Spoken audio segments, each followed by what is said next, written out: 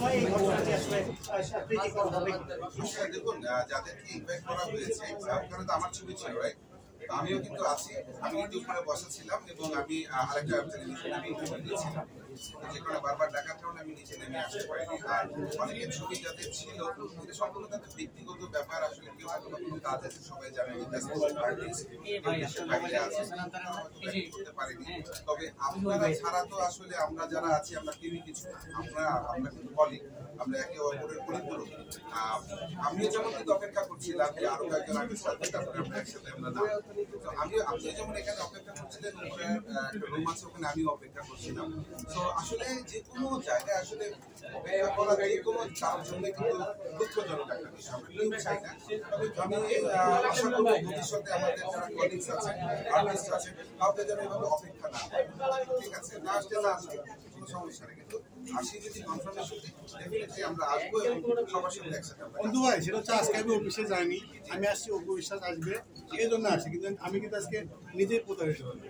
এই যে আজকে অফিস গেলাম না, এটা আসলে আচ্ছা, আমি মনে করি যে এটার আনসারটা মানে অর্গানাইজার যে আলিফ নিজে দিতে পারবে বলে আমার মনে হয়। আমি অলরেডি বলেছি তাদের পারমিশনকে এবং তারা আসবে বলে তার সাথে আমাদের একটা ভালো বন্ডিং আছে।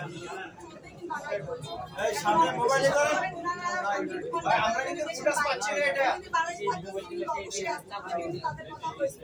মিস্টার আপু তিনিও কিন্তু গতকাল ইউএসএ আছে সবার উপরে রেখেছে এবং আরো যে আমাদের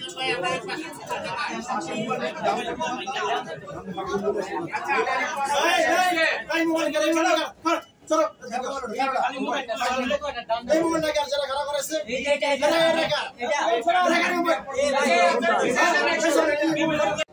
মানে সুন্দর যে ব্যক্তি যে আমাদের পরিষেবার যে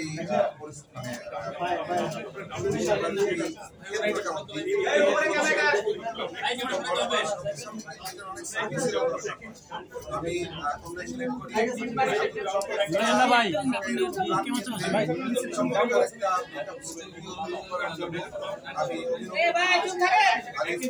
আমি মানে আমি দেখলাম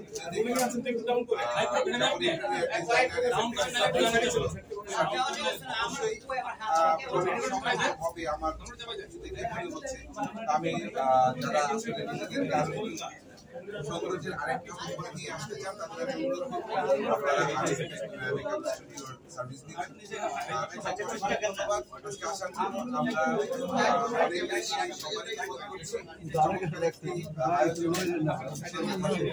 ভাইয়া একটা বিষয় যে এখানে কি ছেলে মেয়ে উভয় আসবে না আচ্ছা, এটা শুধুমাত্র এই সাবজেক্ট নিয়ে ছেলে হয়েছে ছেলে ভাইয়া মেয়ে যারা তারা আসবে বললাম যে আপনি ছেলে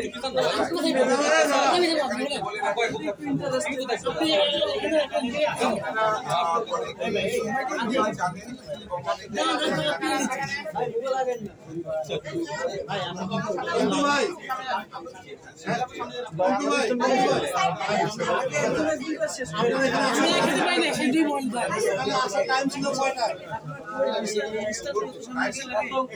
টাইম ছিল কয়টায়?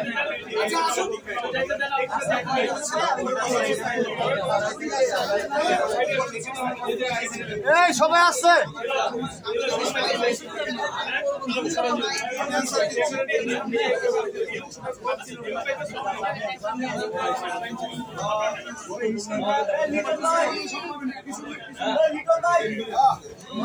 আমার